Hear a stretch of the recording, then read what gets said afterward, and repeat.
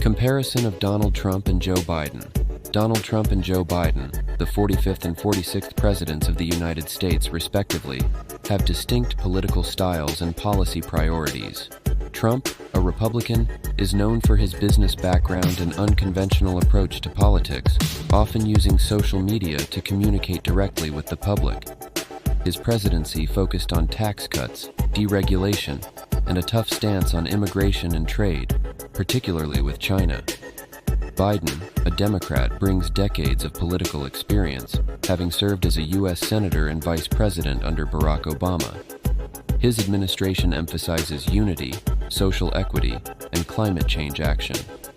Biden's policy agenda includes expanding healthcare access, investing in green energy, and reversing many of Trump's policies, particularly in areas like immigration and international relations. While Trump prioritizes economic growth through deregulation and tax incentives for businesses, Biden aims for inclusive growth with a focus on middle-class prosperity and social justice. Their leadership styles reflect their differing philosophies.